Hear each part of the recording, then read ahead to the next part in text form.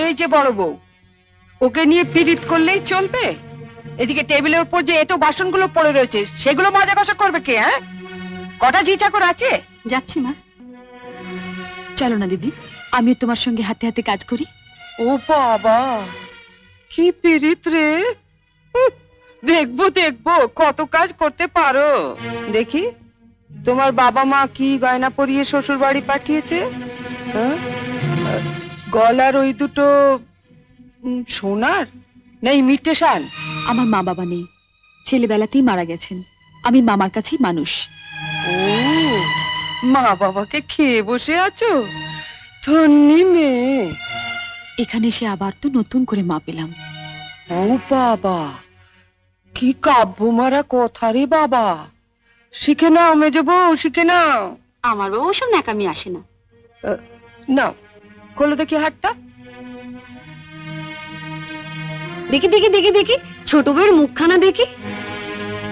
তোকে আবার কি খবর দিল? বাহ, রন্টুর বউ ভাতে যাবো বলে তৈরি হচ্ছে, হঠাৎ তনু গিয়ে বলল, তা মা তোমার ছোট বউয়ের মুখখানা তো বেশ। দেখ তো, ওর গলার হারটা সোনার না ইমিটেশন? আমার তো মনে হয় ইমিটেশন। মা দেখেছেন আমার বিয়ের হারটা এখনো কেমন চকচক করছে? এটা তো মনে হচ্ছে না, কেমন যেন মেয়ের মেরে। এটা আমার মায়ের গয়না, মা মারা যাবার সময় মামার হাতে দিয়ে গিয়েছিলেন। এই সুটকেসে আরো আছে। দেখি দেখি দেখি, সরো সরো সরো না, বাপের বাড়ি থেকে কি আনলে দেখি।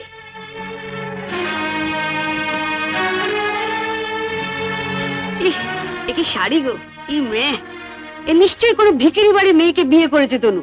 আমাদের বাড়ি ঝিয়েরাও এর কাপড় পরে না।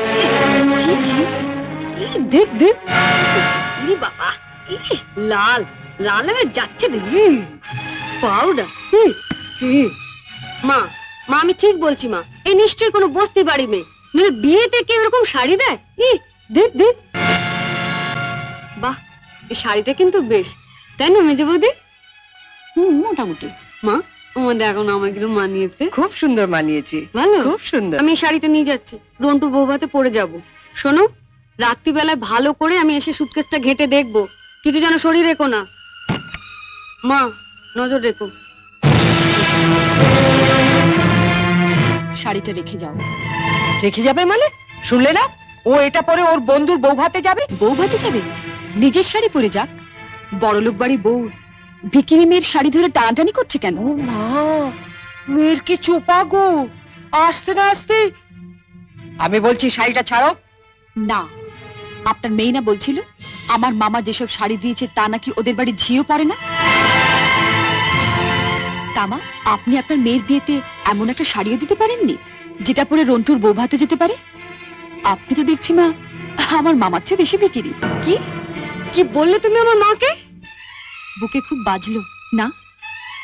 ঠিক আমার বুকে এমনি করে বেজেছিল যখন তুমি আমার পিতৃতুল্য মামাকে বিকিরি বলেছিলে। চুপ কর ছোট। না, তুমি তো যত নষ্টের গোড়া। ও আসার সঙ্গে সঙ্গে 7 তাড়াতাড়ি কেন নিজের ঘরে নিয়ে এলে এবার বুঝতে পারছি। এর মধ্যে ওর কানে বিষ ঢেলে দিলে।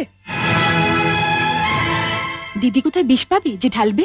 আপনি আর আপনার মেয়ে তো বিষের জমিদারি নিয়ে রেখে দিয়েছেন। যেসব শাড়ি দিয়েছে।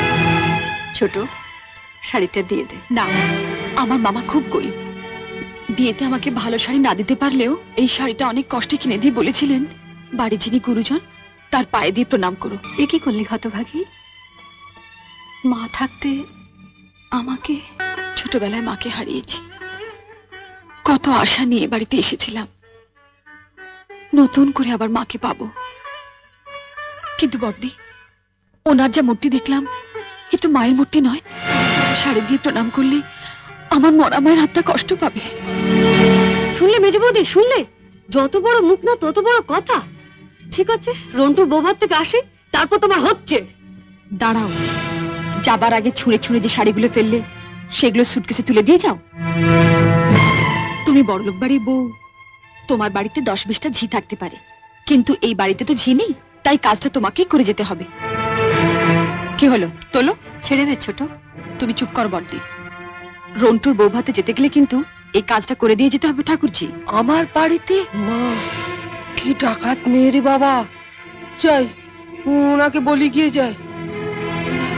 তুমি কোথায় যাচ্ছ? শাড়িগুলো তোলো। মেজো বৌদি,